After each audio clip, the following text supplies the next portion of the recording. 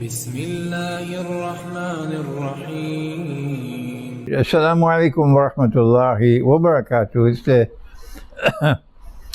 And the topic is entitled An Islamic Eschatological Explanation of Israel's Unfolding Master Plan. And I ask a question.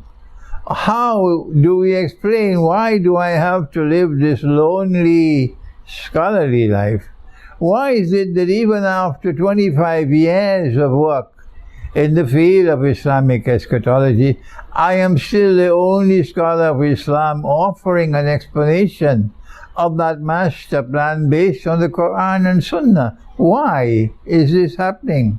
Why are our scholars of Islam afraid to put their foot into the ring and to go to the Quran and Sunnah to offer an explanation of what is happening in Gaza, what is happening in the Holy Land? There is a master plan at work, and we have been trying to explain this ever since we wrote Jerusalem in the Quran 20-something years ago, and then we wrote explaining Israel's mysterious imperial agenda. They said, that's what they said 100 years ago. Modern Western civilization, which tells monstrous lies. They got a PhD in telling lies. They said that's all that the Jews want.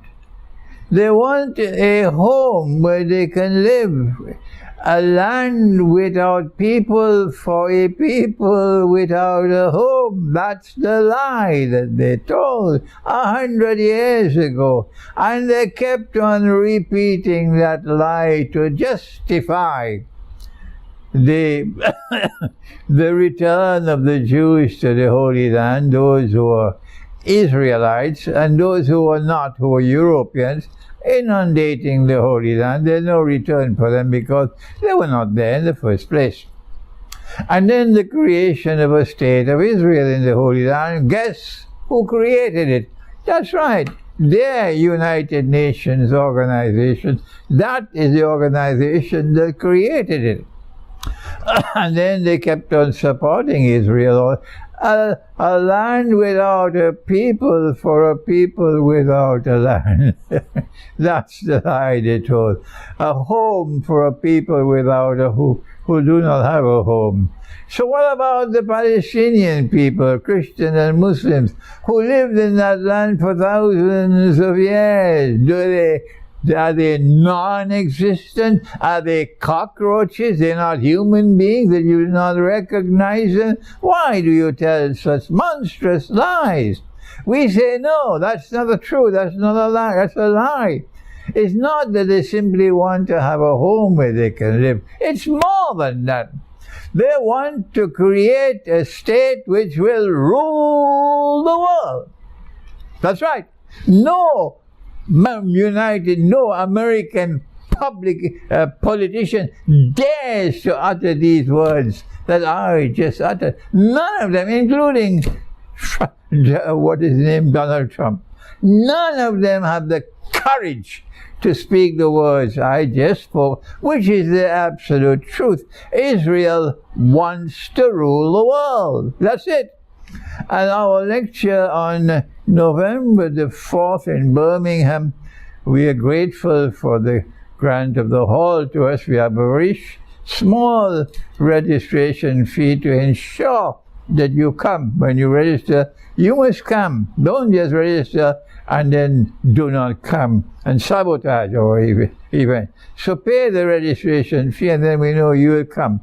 And we'll use the part of the registration fee to help me with my travel expenses. This lecture is not only going to explain the master plan, which I have explained so many times before, but also in this lecture we'll engage in some micro-analysis as well.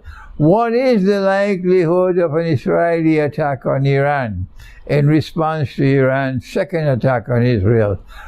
Maybe the attack might come even before the November the 4th. If Israel attacks Iran, what kind of attack is it likely to be? Would it be an attack on Iran's nuclear sites? Would it be an attack on Iran's oil installations? If either of these things happen, it will be devastating for the world economy. The price of oil will skyrocket to maybe a few $100s a barrel overnight, and the world economy will collapse. That's what's going to happen, because the oil market will be devastated. So what is Israel likely to do? Israel is going to respond. We know that. But is it going to be a shadow of a response in order not to provoke a collapse of the world economy? Or is it going to be a forceful response? If Israel does not respond by the time the lecture takes place, we will then be able to analyze to you what kind of response is likely to be and what will be the consequences.